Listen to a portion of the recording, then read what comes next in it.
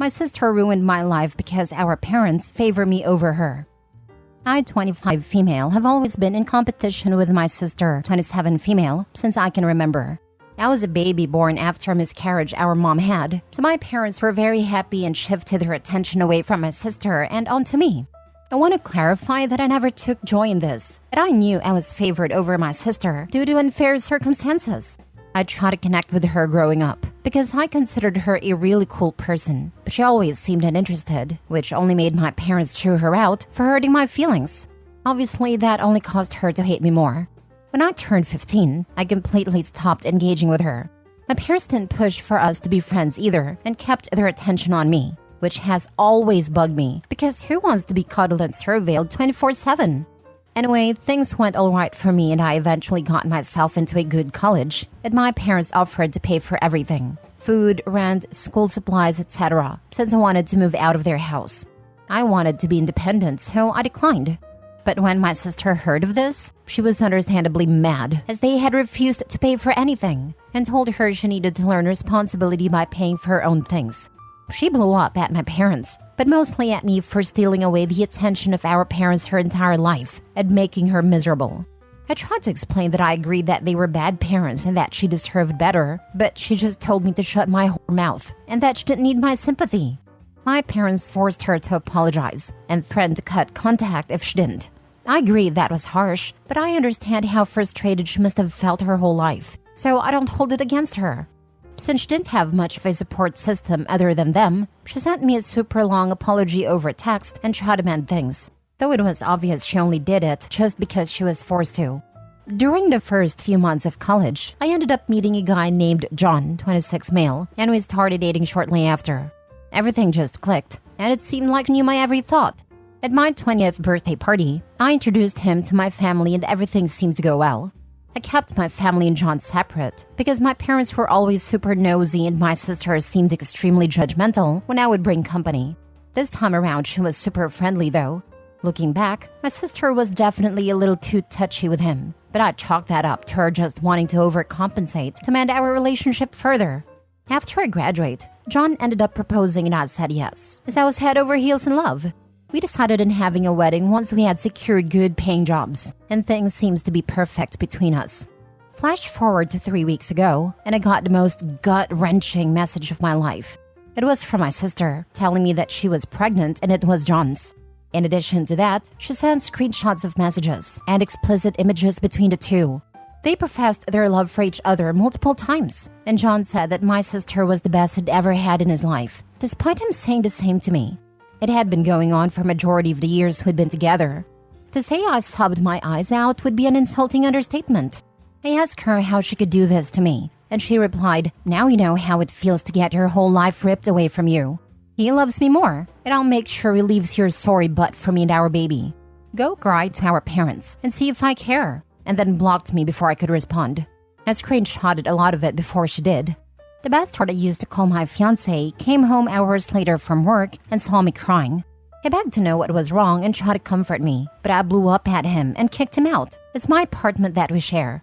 He admitted to the affair over text and said he loved me but loved my sister too and had to be there for his child, so the engagement is off. His brother came and took all his stuff, and he hasn't even given me an apology for any of this. I've been crying for almost a month straight, and all I want to do is beat the living crap out of my sister. But I know I would go to jail, especially since she's pregnant. I used to look up to her so much, and I thought that things were finally looking up. But then she decided to backstab me, and for what? Mommy and daddy's love that I never wanted in the first place? I barely even liked my parents either because of their behavior. But I'm the villain? For Pete's sake, you would think an almost 30-year-old woman would seek therapy or talk to me directly about her resentment. But no, she had to sabotage my life for the sake of hers being awful. I can't even feel any sympathy for her anymore, and I just want to go away forever. I have extremely alarming thoughts, but I've just resorted to locking myself in my room all day since I work remotely, and it's calmed down in the last few days. My sister unblocks me occasionally to keep rubbing it in my face that he chose her over me, sending picture of them together and her baby bump. I've already blocked her to make sure she leaves me alone. She's a grown woman for God's sake, gloating like a child. If he's willing to cheat on me for so long, I feel incredibly bad for their baby. but definitely not for her. I haven't told my parents yet, and I'm unsure how to even go about it. They'd 100% take my side, but they aren't good people, so I don't want their crappy support. I haven't told my friends, and I don't have a therapist. I want to tell someone, but this is so incredibly humiliating that I can't bring myself to do much but cry and drown myself in work. I saw myself growing old with him and having my sister as a bridesmaid. Like I really thought we'd grown past our issues, but now they're together and left me to fend for myself.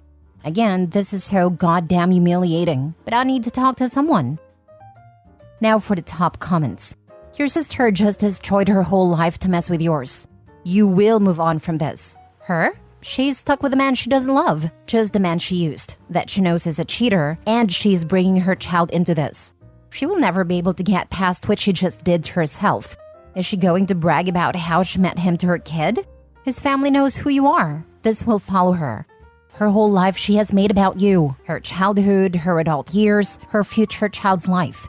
The fact that you never blamed your sister for being mad at you shows how emotionally mature and compassionate you are. One day you are going to be married to a faithful man that you love more than you thought possible, and you will look at the kids you share, and you will know that your sister just gave you the biggest gift. And you will know it's something that she can never have because she chose to be hateful to someone who didn't do anything to deserve it. Block them. Change your number if you have to. Tell whoever you need to the truth, and tell mutual friends who don't want to know anything about them. And never answer him when he reaches out with regret, because he will. For sure, OP, listen to this. She is and will always be miserable. Until she is happy with herself, she will never be happy with anyone. When her kid misbehaves, it will be your fault for making her go behind your back and get pregnant by your ex-fiancé. When it cheats on her, it will be your fault. All of her choices will always be your fault. When she's still not happy after trying to ruin your life, it will be your fault. She did not make these choices out of love or respect or kindness, and therefore she will never have real love, respect, or kindness in return. I feel horribly sorry for the kid, either going to be neglected or egregiously spoiled. One day you will realize the giant gift she gave you, preventing you from marrying that total a-hat. You will be happy again, and it will make her even more miserable. She's already really miserable. No person actually happy in the relationship reaches out to someone to say how great it is. Honestly, you should thank her the next time she texts before you block her. Get under her skin once. Thank you for saving me. If he was tempted by you, it just means that he would have been tempted by someone else down the line, and I'm not stuck with someone who could be disloyal to me. I'm not tied to him by children, so I have a fresh, clean slate. I hope you two are so happy together, and then block. I'd also mention that his lack of loyalty is her problem now, and to think about that every time he goes to the gym, works late, or fails to show up for something, because it's only a matter of time. Good luck eventually being a single mom. Every single person in your life is trash. Let them all go. Get therapy, move away, have your own family somewhere else. Your own friends, another boyfriend, everything. Just get away. Find a therapist now. You really need one. Don't be ashamed. You didn't ask for this. Your sister is mentally ill. Trust me, if you find someone else, she'd try to seduce them too. This happiness won't last long when she sees you happy again with someone else. Trust me, if you find someone else, she'd try to seduce them too. This would be my fear as well, that she would try with every future partner till the day she passed. And even if she couldn't seduce them, that she'd just lie and say she did just to mess with Opie. Sis and John planted a forever seed of doubt. Last story. Woman obsessed with my husband tried to break up my marriage, got hit by karma. 16 years ago, my husband and I were married with a 1-year-old little girl. We were high school sweethearts that went to different schools, met junior year and made it work. Where we went to different school, I met John through my husband, but never met Sarah or Cindy. Still haven't met them in real life.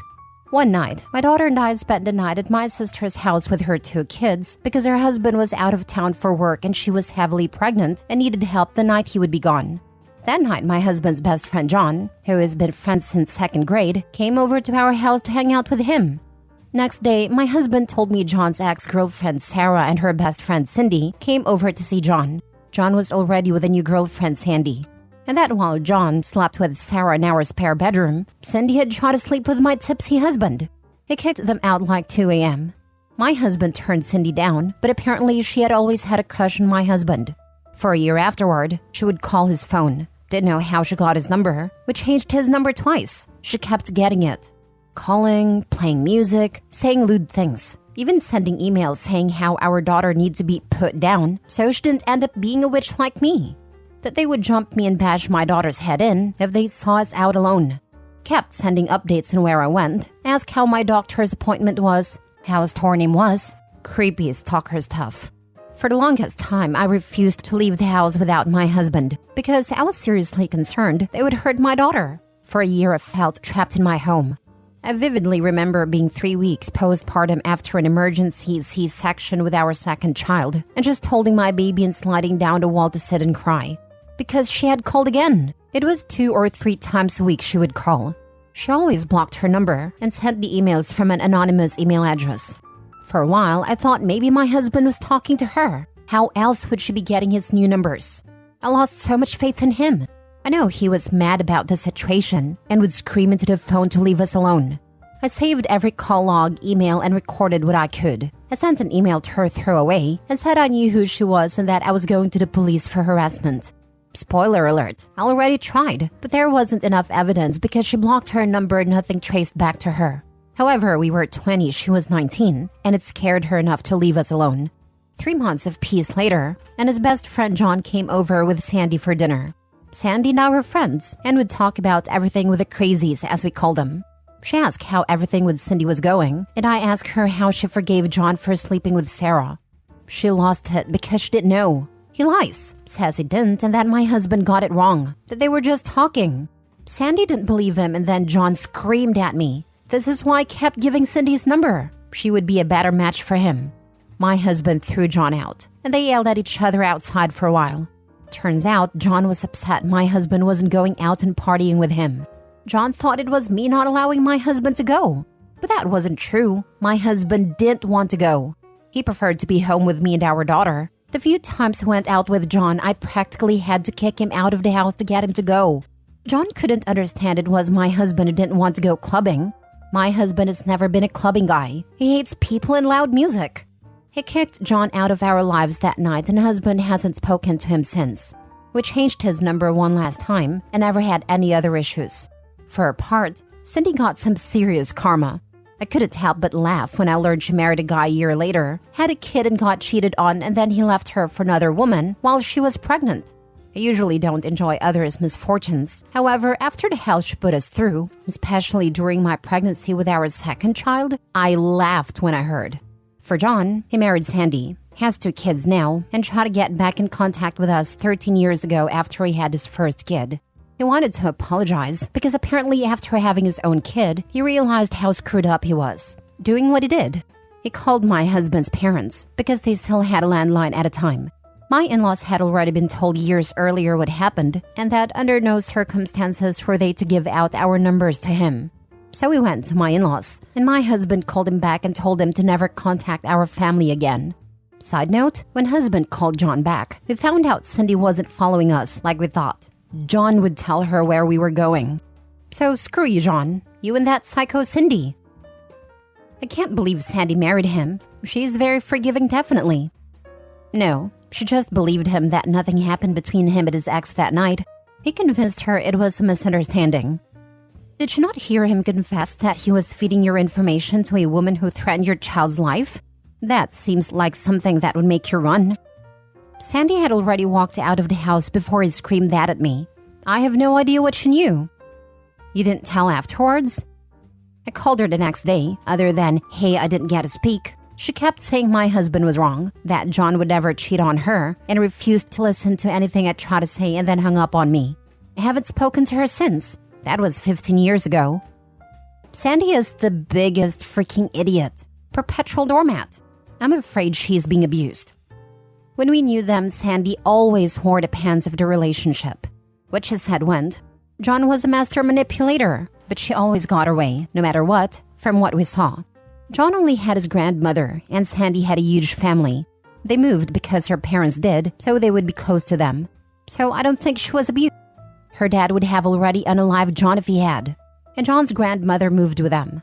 I honestly have no idea what their marriage is like. We blocked their social media after we joined Facebook, and they sent friend requests. Heard they moved 4 states away about 10 years ago. Well, the end of this story was satisfying to read, I can tell you. I'm sorry she ruined the first few years with your babies.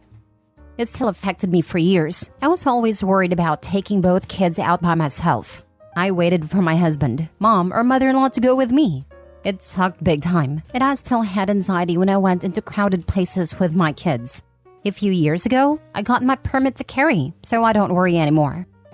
My husband and I met through his ex-girlfriend. I was dating a guy she knew and was friends with on Facebook. She showed my now husband my pic and sent me a message saying he thought I was cute. His ex had a tendency to introduce him to acquaintances of hers, knowing they wouldn't work and he would come back to her afterwards. This time that didn't happen. We hit it off right away, and from that point forward it was always us being exclusive. Flash forward a couple of months, she invites us to dinner with her and her boyfriend. I was excited to finally meet her. The entire time she completely ignored me, instead wanting to discuss their relationship and how much fun they had, with me and her boyfriend witnessing this. It got to the point I wanted to climb across the table. Afterwards, I told my boyfriend if he wanted to stay friends with her, I understood. I wanted to be neutral, since they had years-long friendship. To his credit, he stopped talking to her. 3 days ago, she sent a message to my husband on Facebook and he blocked her. We have been together 10 years, married for 8.